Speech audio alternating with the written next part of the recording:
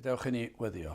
Diolch yn y ti o Dduw unwaith eto am y fraint o cael dod ger dy fron ac yn diolch i ti am bob un cyfle ni'n gallu dod at y ti ac yn dod trwy heiddiannau dy fab a'n gwaredwr yr arglwydd Iesu Grist. Ac felly o Dduw ni cyflwyno'n hoedfa i'th ofal di yn gofyn i ti fendithio yr oedfa hon y bydd dy ysbryd di ar waith yn rymus yn ein plith ni ac ar hyd a lled ein gwlad a gwledydd y byd. Tyrd lawr un plith o Dduw, trig ar hawrth ddim.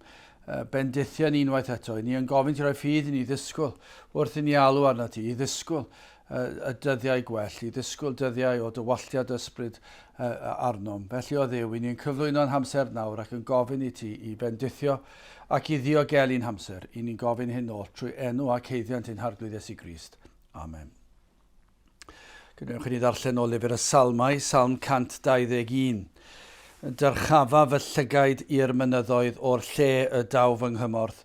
Fy nghymorth a ddaw oddi wrth yr arglwydd, yr hwn a wnaeth nefoedd a dear. Ni ad efe droed lithro ac ni hina dy Ceidwad, wele ni hina ac ni chwsg Ceidwad Israel. Yr arglwydd yw dy Ceidwad, yr arglwydd yw dy gysgod ar dy ddeheilaw. Nith deri yr hael y dydd na'r llead y nos. Yr arglwydd ath geidw rhag pob drwg. Efe a geidw dy enaid. Yr arglwydd a geidw dy fynediad a thyfodiad, o'r pryd hwn hyd yn dra gywydd. Byddai bendydd Duw ar ei air sanctaidd ef. Wel, gadewch i ni edrych ar y salm honno, ar 5 adnod, Salm 121 ar 5 adnod. Yr arglwydd yw dy Ceidwad, yr arglwydd yw dy gysgod ar dy ddeheilaw. Wel, wedi ni edrych wythnos diwethaf ar y ganfed salm. Salm arbennig iawn, salm cyfarwydd iawn. Ac yna yn teimlo yr awydd honno i edrych ar Salm 121, salm arall sydd yn sefyll allan fel perl. Ac mae yna gyngor yn llifo drwy'r holl salm yma unwaith eto. Cyngor i bob un ohonom ni, beth bynnag yw ein cyflwr ni. Pa bynnag gyflwr ysbrydol i ni ynddi ar y funud.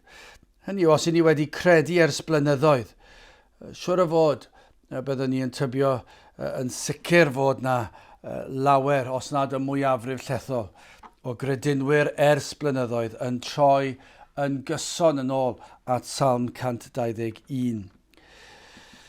Ac eto, efallai rhai sydd newydd o di gredu yn gallu ffeindio darganfod perlau, pethau sydd yn dod â bendydd mawr i'r enaid. Ac yna rhai sydd yn ceisio sicrwydd cadwedigaeth, ceisio dod yn Gristion.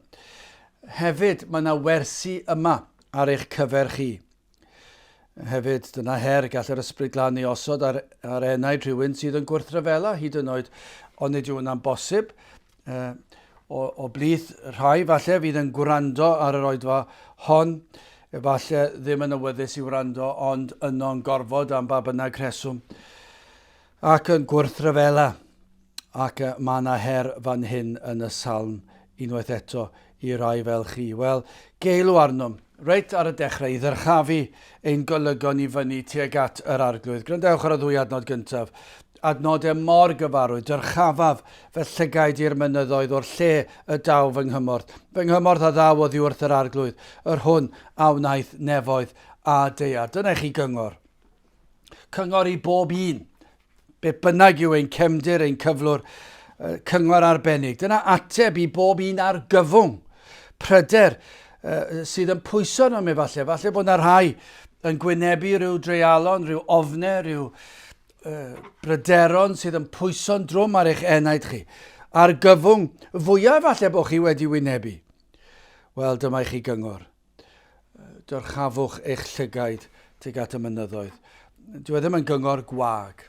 Mae yna lot o gyngor yn cael ei rhoi dydde hyn ond oes. Pobl yn dod ac yn mynd i rhoi cyngor i chi ac eto i chi meddwl dyna i chi gyngor gwag. Does dim llawer o swmp tu ôl i'r cyngor, ond nid felly fan hyn. Cyngor ydyw sydd wedi profi'n werthfawr dros y canrifoedd. Canrifoedd a chanrifoedd o flynyddoedd o bobl wedi derbyn y cyngor yma ac ddim wedi methu. Mae'r cyngor yma wedi profi amser, blynyddoedd amser. Mae e wedi sefyll yn gadarn. Mae e wedi bod o fydd i sawl enaid. Wel, yn gyntaf, hoffwn ni edrych trosolwg ar y Salm, Ceidwad cadarn yn gyntaf, yna Ceidwad yr enaid, ac yna'n olaf yn drydydd, Ceidwad tragwyddol. Wel, yn gyntaf, Ceidwad cadarn. Salm sydd yn llawn gobeith. Yn rhedeg trwy'r Salm yw'r thema fod yr arglwydd yn ein cadw ni. Dyma i chi beth sydd yn rhedeg trwy'r Salm. Mae'r arglwydd yn ein cadw ni yn ddiogel. Am geidwad cadarn sydd yn cael ei ddisgrifio fan hyn. Am gyngor doeth yn gyntaf i ddyrchafu'n golygon tuag at yr un cadarn yma. Os ych chi'n mynd i droi at unrhyw un am help, yna trowch at rhywun sydd yn gallu helpu o leia. At bwy arall byddwch chi'n mentro troi. Pan ych chi'n sôn am arweinwyr gwledydd y byd, ych chi'n meddwl, fydden ni'n troi at nhw am gyngor? Dwi ddim yn siŵr iawn. Falle byddwch chi'n mynd am rhyw gyngor a rhyw fater ariannol, a dwi ddim yn siŵr am hynny bellach. Ond ar ba fath o gyngor fyddwch chi'n mynd iddyn nhw, neu gwleidyddion, neu'r heddlu, neu pwy bynnag yw nhw. I bwy byddwch chi'n troi, at bwy byddwch chi'n gofyn am help ar gyfer pryderon bywyd. Nawr, wrth gwrs, efallai bod e'n fater meddygol, a byddwch chi'n mynd at y meddyg, neu at nyrs, neu beth bynnag, a byddwn nhw'n gallu rhoi rhyw fath o gyngor i chi. Ond y materion pwysica bywyd, a materion yr enaid, at bwy fyddwch chi'n troi? Wel, os chi'n mynd i droi at unrhyw un, ewch at yr un cadarn. Am gyngor, i ddyrchafu'n golygon tuag at yr un yma sydd yn gadarn yn holl bwerus. Chi sydd dal heb bwyso ar yr arglwydd, dyma chi gyngor i chi. I droi at hwn, i droi at yr arglwydd Iesu Grist. Dyna'r cyngor. I'r Cristion pan yn wynebu treialon, dyma gyngor i ddyrchafu eich golygon o'r treialon. O'r treialon i chi'n ei wynebu ar y funud, tuag at yr un sydd uwch y cyfan ac yn abal i roi cymorth. A dyma'r broblem i Gristion efallai. Ni'n gwybod hwn, ni'n gwybod yn iawn beth i ni fod i wneud, yng nghanol pryderon, yng nghanol ofnau, a'r rhagluniaethau caled efallai. Ond ni'n gwybod bod ni fod i ddyrchafu'n llygad tuag at y mynyddoedd, tuag at yr arglwydd. Ond yna yn anghofio i'w wneud e, neu yn anghofio sut i'w wneud e. Ond am ofyn i'r arglwydd i'n helpu ni, yn ein dryswch ni, i'n helpu ni, gyda'n diffyg cof ni, bod ni'n anghofio mor aml i ofyn i'r arglwydd i'n helpu ni i ddyrchafu'n golygon tuag ato ef. Ond efallai nawr, chi sydd yn yr argyfwng fwyaf oll, hynny yw dan bwysau euogrwydd pechod. Dyna i chi. Dyna chi argyfwng yr enaid. Argyhoeddiad o bechod. Dyna chi boen o'r mwyaf yw ymwybyddiaeth o euogrwydd. Does dim i gwaith. Mae cydwybod euog yn rhywbeth poenus iawn. A chi ddim yn gallu ffoi ohono fe nag i chi. Falle'n trio ffoi ond yn methu. Ac mae'n pwyso'n drwm, mae'n gallu peri chi deimlo'n sal yn gorfforol hefyd. Ond pan trwy waith yr ysbryd glân, i fod yr enaid wedi cael golwg ar gyflwr yr enaid. Dyna'r broblem yma'r mwyafrif o byd yn ddi heddi. Dyn nhw ddim wedi cael golwg ar eu heneidiau nhw. Does dim syniad ganddyn nhw beth yw cyflwr eu heneidiau nhw. Maen nhw'n meddwl bod nhw'n iawn. Maen nhw'n meddwl bod yr enaid yn ddigon glân. Os nhw'n credu mewn enaid, maen nhw'n credu bod eu bywydau nhw'n ddigon da. Ond pan mae'r ysbryd glân wedi rhoi cipolwg i'r enaid ar ei wir gyflwr e, ac hefyd wedi rhoi golwg o fawredd a pherffeithrwydd yr un yr ydym ni wedi tramgwyddo. Ond dyna ble mae'r broblem yn dechrau. Dyna ble mae'ch problem, dyna ble mae'ch argyfwng chi yn dechrau. Pan ych chi'n dechrau gweld rhyfeddod y diwdod, yn dechrau gweld y creawdwr fel barnwr, chi'n dechrau gweld yr arglwydd, a mae'r hyn yw chi'n cael cipolwg o'i sancteiddrwydd ac yna mae hyn wedi goleio i chi eich enaid chi, eich pechod chi, ac i chi'n nawr yn teimlo. Mae'r boi nawr yn llethol ar y degau. Mae yn eich llorio chi. Mae yn peri i chi deimlo yr ymdeimlad yma o anobaith. Lle nad oes na leddfu'r boen, y cydwybod eog yma. Mae'n pwyso mor drwm, lle nad oes ffoi ohono. Efallai eich bod chi am gyfnod yn ceisio llenwi eich meddwl a'ch diwrnod a phethau eraill. Chi'n trial peidio meddwl gormod am y peth, mae'r pwysau yma ar eich enaid chi, ar eich calon chi, mae'n tynnu chi lawr, ac yna mae'r ofnau, a'r ansicrwydd, yr anobaith, yr eogrwydd, Yr argyhoeddiad, bwlch yr argyhoeddiad, mae'n brofiad ofnadw ac i rai mae'n para amser hir i eraill cyfnod byr, ond be bynnag yw mae'n brofiad ac mae'n brofiad hanfodol. Mae rhaid i chi fynd trwyddi, ond mae'n anodd. A pan mae'r ysbryd ar waith, dyma beth sy'n digwydd. Mae'r aniddigrwydd yma, chi'n anfodlon gyda'r byd, ond i chi'n rhedeg at y byd. I chi'n gweld gwacter y byd, ond i chi'n meddwl mae'r byd yn mynd i helpu chi anghofio am y boen. A chi'n ceisio llenwi'ch dydd a phethau eraill. Ond mae'n dod nôl a nôl. Efallai chi'n troed gyfeillion at ffrindiau yn y gobeith bod e'n lleddfu'r boen i chi'n trio mynd allan am y noson. Falle trefnu gwyliau, gobeithio byddwch chi'n teimlo'n well. A bod e'n delio gyda'r boen a'r gwacter yma. Ond na, chi di methu, mae'n dal yn dod nôl. Chi'n troi bleserau, falle at gwaith. Tro ar ôl tro mae'r boen yn dod nôl. Ac yna falle bod e'n cynyddu. Falle bod rhywun yn gwybod rhywbeth yn mynd trwy'r profiad yma nawr. Mae Cristnogion yn gallu tystio hyn. Fe fydd Cristion sydd yn rhoi dystiolaeth yn cyfeirio at y cyfnodau yma.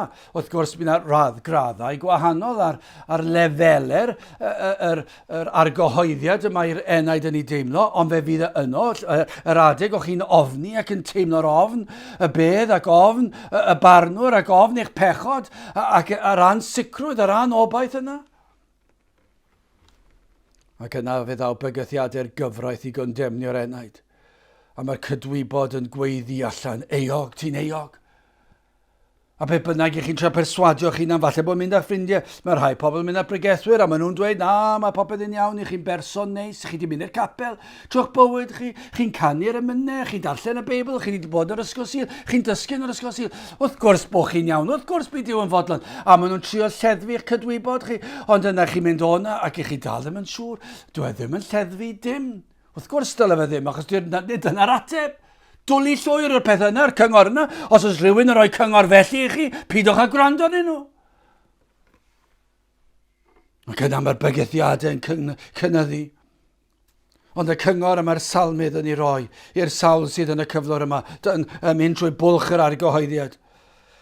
Ac yn wir, i bob un, y Cristion o flynyddoedd ac i'r ceisiwr, y cyngor bob tro, be bynnag yw'r argyfwng, dyrchafa fy llygaid i'r mynyddoedd, o'r lle daw fy nghymorth. Fy nghymorth a ddawodd i wrth yr arglwydd, yr hwn a wnaeth nefoedd a dear. Edrychwch i fyny, dyna be mae'n dweud, i ffwrdd o dreialon yr enaid. Nid gwadu hynny i ni'n sôn amdano, i chi wedi weld e. I chi wedi brofi fe, dydy ni ddim yn rhedeg i ffwrdd ohono fe, ond be mae'n gofyn i chi wneud yw i ddyrchafu eich llygaid i fyny nawr. Edrychwch i fyny tu hwnt ein oll, tuag at yr un sydd wedi creu y mynyddoedd. Yr un sydd i'w chlaw pob dim. Nawr, wrth gwrs, dydyn ni ddim yn edrych tuag at y mynyddoedd o ran y mynyddoedd, ond ni'n edrych tu hwnt i'r mynyddoedd, i'r un a greodd y mynyddoedd, i'r un sy'n fwyn na'r mynyddoedd. Dywed Spurgeon, edrychwch i fyny gyda gobaith. Wrth edrych i fyny, mae yna elfen fan hyn o edrych yn obeithiol. I ffwrdd o'ch pechod, i ffwrdd o'ch argyfwng chi. Edrychwch i fyny yn llawn gobaith, gyda disgwyliadau. Dyna fath o edrych i ni'n sôn amdano fan hyn. I chi'n edrych i fyny gyda disgwyliadau, dyheuadau, gyda hyder hyd yn oed. Mae yna hyder fan hyn, dwi'n edrych i fyny. Mae yna un y gall fy helpu. Hyder gan mae edrych ydym tuag at yr holl alluog. Nawr mae Satan. Mae am gadw pob un ohonom rhag gwneud hyn. Mae am rwyso'r Cristion yn sicr. Mae am gadw'r Cristion yn edrych tuag at i lawr, tuag at i hun, ac nid at i waredwr. Os gall Satan wneud unrhyw beth, dyma un peth fydd am wneud, yw i dynnu'ch golygon oddi ar Grist, oddi ar ei fawredd, ar ei brydferthwch. Bo chi'n colli'ch cysur chi yng Nghrist. Ac felly'r ceisiwr hefyd, fe ddaw Satan a phob math o dactegau i gadw'r enaid rhag dyrchafu ei lygon at Grist. Dyna be fydd Satan am wneud, fydd am rwystro chi rhag clywed am Grist yn y lle cyntaf, ond os yw y methu felly, fe fydd am eich rwystro chi rhag ganolbwyntio ar y peth, fydd yn dod â pethau eich meddwl chi, fydd yn dod â pob math o berswad, temptasiynau ar eich traws chi, eich temptio chi gyda rhywbeth sydd byddwch chi'n meddwl byddwch chi byth wedi troi cefn arno. A mae'r cyfle wedi dod i chi cael profi rhyw bechod, neu rhyw brofiad, neu beth bynnag yw, rhyw bleser. A mae'n dod â'r temptasiwn, falle gwaith hyd yn oed. Ond nid yw'n gallu gwneud hyn, falle bod yna rhyw swydd a rhyw gyfle ydych chi. Ond yn gwybod bod hwn yn mynd i fod yn niweidiol i'r enaid, sawl Cristion sydd wedi dinistrio i proffes trwy ddewis y swydd anghywir. Trwy ganiatáu i weithio ar y sil heb un o'n meddwl, mae'n peth adiw hwn yn rhywbeth sy'n rhaid i fi wneud. Ac yn falch o'i wneud. Sawl Cristion sy'n torri'r sabath. Tybiwn ni, byddwn ni ddim yn allan o'i le i ddweud y mwyafrif llethol. A mae Satan yn llwyddo yn diwe. Mae'n llwyddo i ni i dynnu'n golwg oddi ar Grist. Ond i'r ceisiwr, fe fydd yn neud hyn. Os ych chi yn ceisio dod yn Gristion, fydd yn dod â temptasiwn ar eich traws chi. Rhwystrau ar eich traws chi. Amheuon, fe fydd yn sibrwd amheuon i chi. Fydd yn neud i chi amau. Dilysrwydd yr efengil. Gwerth yr efengil. Fydd yn dod â pob math o bethau. Fydd yn dweud, wyt ti'n cofio'r Cristion yna? Dyna chi rhagrithiwr. Os wyt ti'n mynd fel nhw, fel fyddi di, rhagrithiwr. A fydd yn dod ag amheuon i chi. A felly pam fod y salmod yn dweud wrth ni edrych i fyny? Gan mai yno wrth edrych ar ein ceidwad, i ni'n gweld hefyd ei bwrpasau ef wrth edrych at y mynyddoedd, at yr arglwydd. Mae'n atgoffa ni am bwrpasau yr arglwydd. Cawn weld ei briodoleddau, ni'n cael ein hatgoffa am sut un yw Duw. Ei addewidion sydd yn ddigyfnewid. Wrth edrych i fyny, ni'n cofio, mae addewidion yr arglwydd yn ddigyfnewid. Maen nhw mor sicr. Ni'n gweld y cyfamod sydd wedi cael ei osod fel mae'r ymenydd yn dweud, cyfamod hedd, cyfamod cadarn yw, ni sifil o'i le, nid ie a nag yw, cyfamod gwir, ni chyfnewid i'r chwaith, maint ei pla daw tyrfa i ben ei taith. Dyna chi gadarn. Ac wrth edrych i fyny, ni'n cael ein hatgoffa am addewidion Duw. Nid yw yn gallu torri ei addewid. Ewch i'r ysgrythyr, ewch at yr addewidion ac atgoffwch chi o hyn. Nid yw'r arglwydd yn gallu torri un o'i addewidion. Dyna be mae gair Duw yn dweud wrthon ni. Felly wrth yrchafu ein llygaid tuag at y mynyddoedd, beth i ni'n neud? I ni'n edrych at yr arglwydd, ond i ni'n cofio sut un yw e. I ni'n cofio am ei fawredd am ei briodoleddau am ei addewidion am ei gyfamod Ac wrth yrchafu ein golygon canolog ar ryfeddodau a mawredd ei ragluniaethau ac am weld ei ffyddlondeb mae'r holl beth wrth edrych i fyny am olygfa, wrth droi'n golygon i ffwrdd o'n pechod, y faich drom sydd ar ein hyneidau ni a be ni'n gweld? Ni'n gweld Crist, a gweld hyn o llawnaeth drosom ni. Wrth yrchafu ein llygaid tuag at y mynyddoedd, ni'n cael golwg ar y gwaredwr hefyd yn dydyn ni, ar ei fywyd perffaith ar y groes yno fe wisgodd goron draen, yr oedd wedi lledaenu ei freichiau, yr oedd ei ddwylo wedi cael ei hoelio, fe lifodd y gwaed, fe gafodd ei gosbi, fe ddath y tywyllwch, o dath i gofaint y tad lawr ar y map, ac yno dioddefodd gosb yn ei lle ni. Dyna beth ni'n neud wrth i ni ddyrchafu'n llygaid tuag at y mynyddoedd. Beth ni'n neud? Edrychwch at Grist. O'r chi sydd yn gwrando, byddwch chi'n gwrando, tra bod cyfle, codwch eich pen, eich llygaid, at yr un sydd yn abal i ddelio gyda'ch holl dreialon, eich holl bechodau. Efallai bod chi wedi gwanobeithio, meddwl pwy all helpu. Falle chi'n ffeindio fe mor anodd i faddau eich hunan, ac yn teimlo'r pwysau ogrwydd yn llethol. Ond yna chi'n clywed am un sydd yn llawn trigaredd, yr un sydd yn abal i ddelio a phob un pechod, pa bynnag mor erchyll yw'r pechod. Mae'n addewidion diri cadarn sicr, pwyswch ar hwn. Hebreaid 4:16 am hynny. Awn yn hyderus at o'r seddfaint y gras, fel y derbyniom drigaredd ac y caffom ras yn gymorth cyfamserol. Dyna chi addewid, dyna chi adnod yn Hebreaid. Am hynny, awn yn hyderus. Dyna beth yw dyrchafu fy llygaid tuag at y mynyddoedd. I ni'n gallu edrych yn hyderus. Pam? Yr arglwydd sydd yna. Mae e'n holl alluog, yn holl bwerus, yn holl wybodus. A fe'n abal i'n helpu ni. Felly, am hynny, am y rheswm hynny, awn yn hyderus at ble? At o'r seddfaint y gras, fel y derbyniom drigaredd. Mae yna drigaredd i'w gael. Ac y caffom ras yn gymorth cyfamserol. O nawr i'r amser i'w droi ato. Wel, Gadewch i ni symud ymlaen yn ail at Ceidwad yr enaid. Gwrandewch ar y 5 adnod ymlaen. Yr arglwydd yw dy Geidwad, yr arglwydd yw dy gysgod, a'r dy dde heilaw. Nid derir hael y dydd na'r lled y nos, yr arglwydd ath geidw rhag pob drwg, fe a geidw dy enaid. Dyna chi a ddewyd hyfryd eto. Fe a geidw dy enaid. Dyna werthfawr yw ein heneidiau. Y mae enaid mor werthfawr. Mor bwysig yw i ni ddeffro un cyfrifoldeb o ofalu am ein heneidiau ni. A fel Cristnogion nawr, y diffyg mewn gofal dros yr enaid. Mae yna lot fawr o Cristnogion sydd yn edrych ar ôl i cyrff yn arbennig o dda. Yn neud yn siŵr bod digonedd o orffwys yn enwedig ar y Sul, yn enwedig pan mae cwrgweddi neu mae cyfarfod pobl ifanc. Maen nhw'n neud yn siŵr bod nhw'n cael digon o orffwys pryd ni. Maen nhw'n neud yn siŵr bod nhw'n cael y bwydydd gorau, maen nhw'n neud yn siŵr bod nhw'n cael y gwyliau gorau, maen nhw'n neud yn siŵr bod nhw'n cael popeth fel ac maen nhw yn ei ddymuno, ond yn esgeluso'r enaid. Mae'n driennus ond yw os yn Gristnogion yn y lle cyntaf ein bod ni'n euog o hyn. Mae'r enaid yn werthfawr ond chi sydd ddim yn Gristnogion, na fyddwch chi'n deffro i'ch cyfrifoldeb. Mae ganddoch chi enaid. A mae'r enaid yn rhan anfarwol ohono. Nid oes diwedd ein heneidiau, ni all yr enaid farw, dwi ddim yn gallu.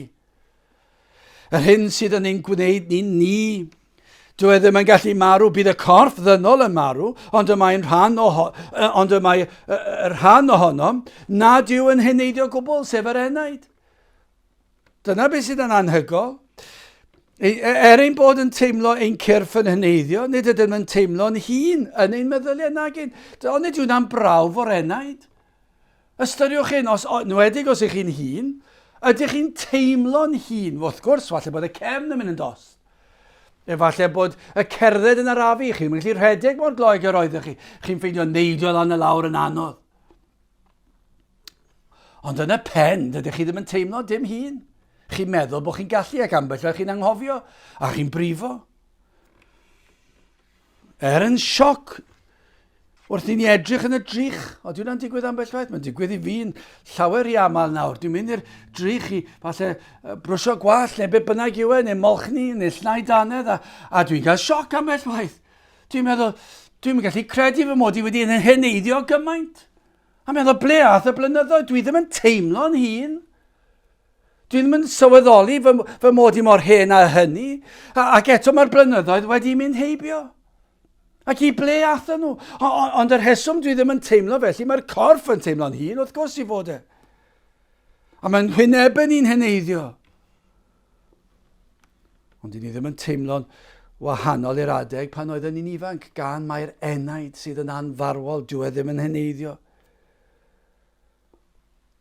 Mae'n byw am byth. Nag yw hwnna'n frawychus.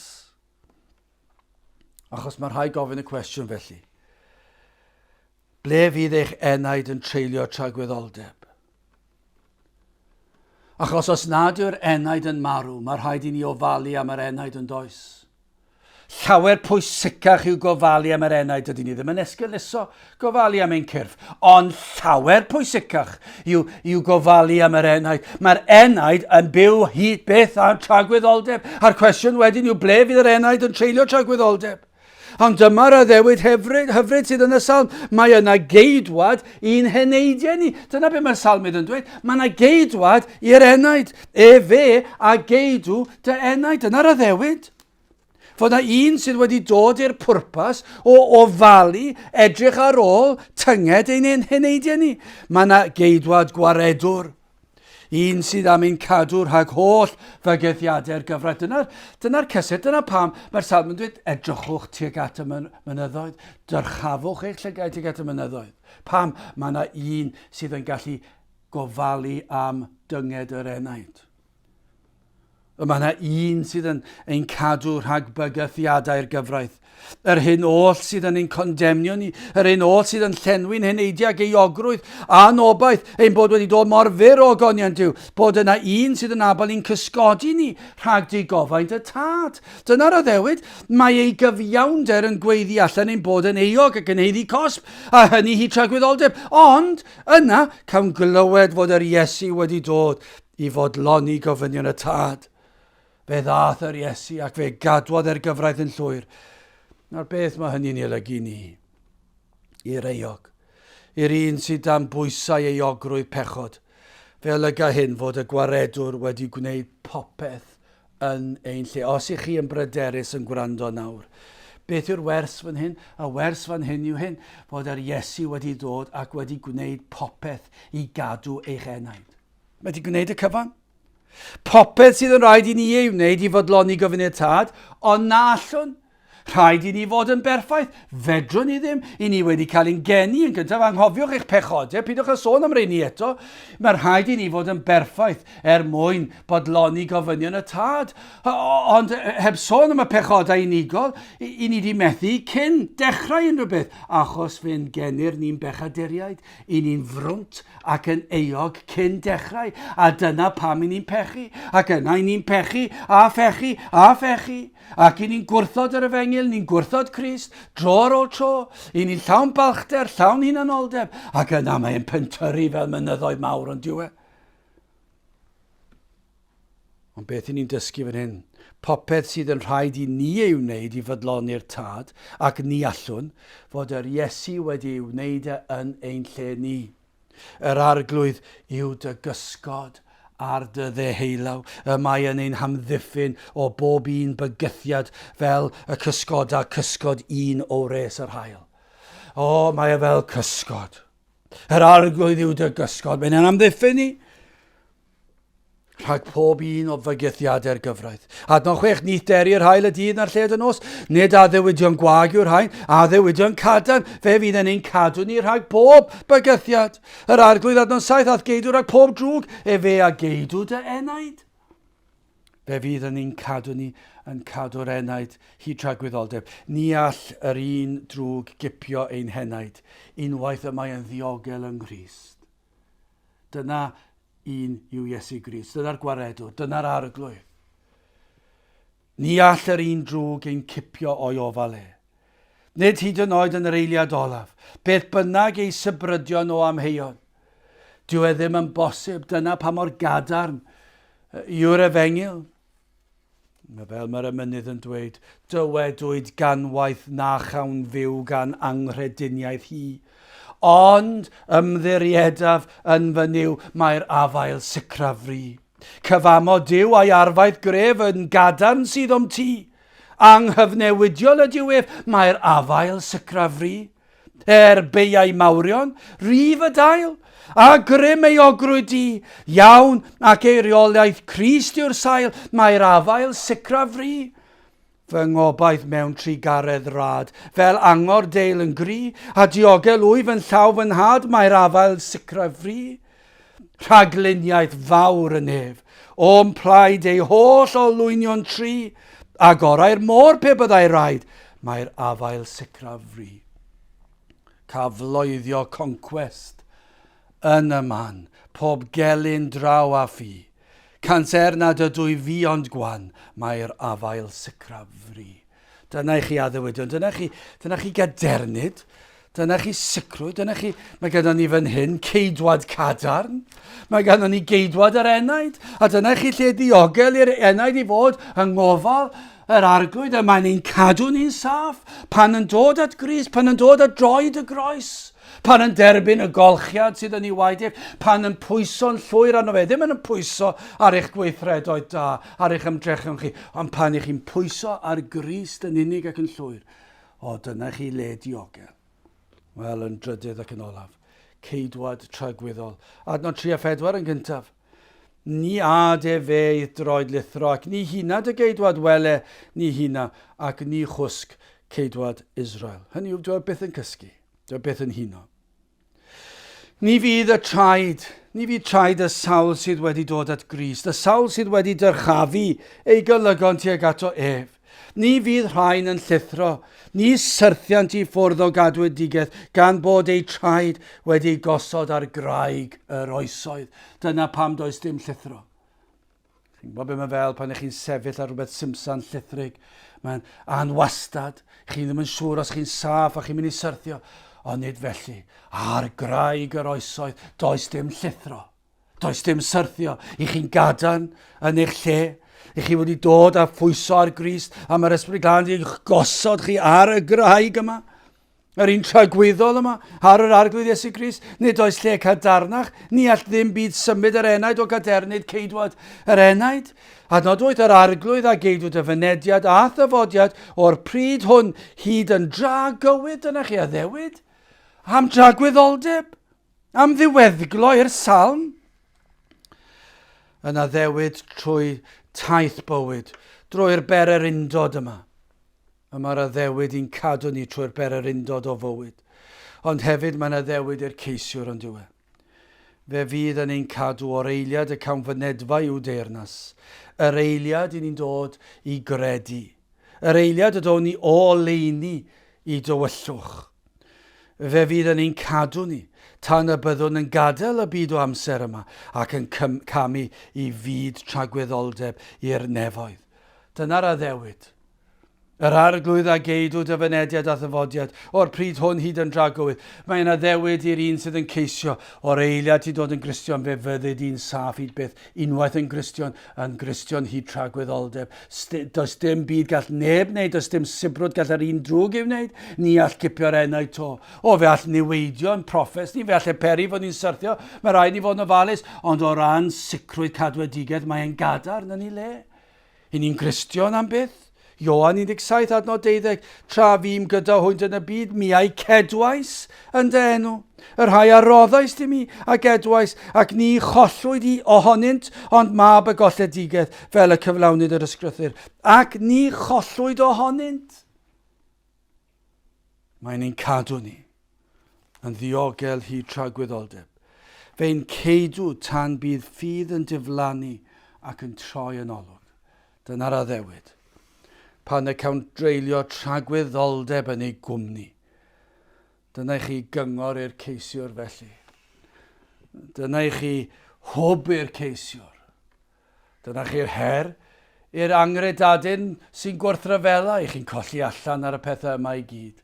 Mae'n ni'n galw arnoch chi, dyrchafwch eich llygaid, bydreddu'r byd yma. Mae yna obaith i'w gael, ond os ych chi'n ceisio, os ych chi'n mynd trwy bwlch yr argyhoeddiad, wel dyma'r cyngor. Tra fod yr arglwydd yn agos, ger wrth law, galwch arno. Dyrchafaf fy llygaid i'r mynyddoedd, o'r lle y daw fy nghymorth. Fy nghymorth a ddaw, o ble? Dwi ddim yn mynd i ddod o unlle arall. Dim ond o un lle gall eich cymorth ddod. Fy nghymorth a ddaw o'r ddiwrth yr arglwydd, yr hwn a wnaeth nefoedd a der. Dowch at yr arglwydd Iesu tra bod yn agos, tra fod na gyfle. Mae na faddeuant i'w gael, mae na drigaredd i'w gael, mae na geidwad i'ch enaid i'w gael. Fe fydd yn gofalu am eich enaid hyd tragwyddoldeb. Fe fydd yn eich golchi chi'n lan, fe fydd yn golchi chi'n wynach na'r eira, fe fydd yn maddau'r cyfan.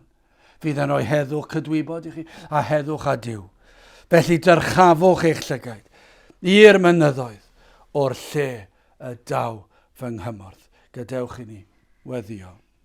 A nawr bydded i ras ein harglwydd Iesu Grist, a chariad Duw, a chymdeithas yr Ysbryd Glân, fod gyda chwi oll hyd byth. Amen.